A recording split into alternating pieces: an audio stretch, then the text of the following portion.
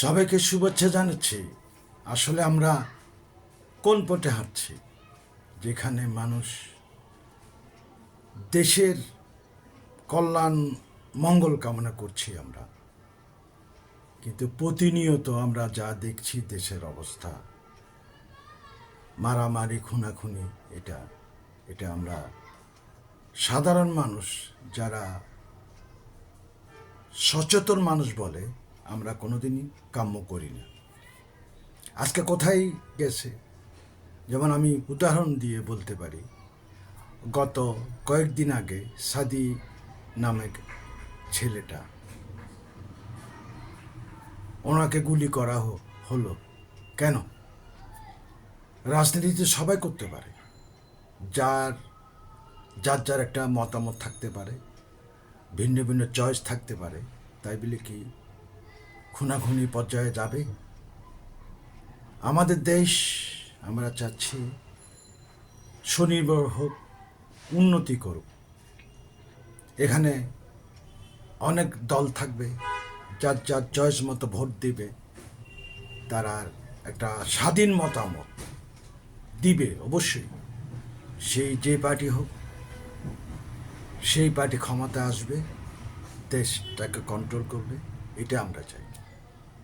কিন্তু আমরা কোনো অবস্থাতেই এই ধরনের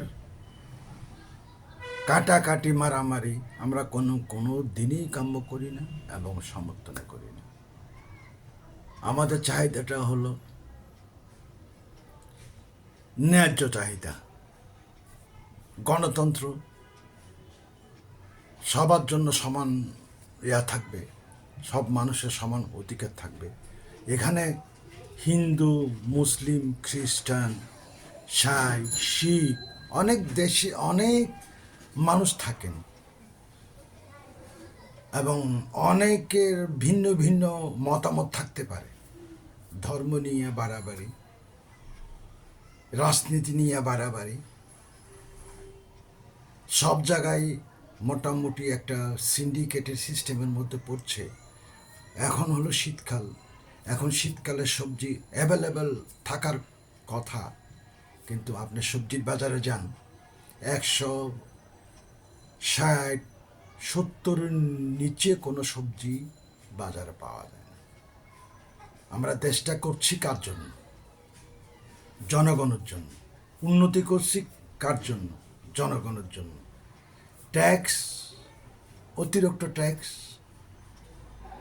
সব জায়গাতে। আগে একটা কন্ট্রোলে ছিল দেশটা, এখন সেই কন্ট্রোলে নেই। যার যার ইচ্ছা মতো, ওপেন সিক্রেটের মতো এটা করছে। আমরা যাব কোথায়?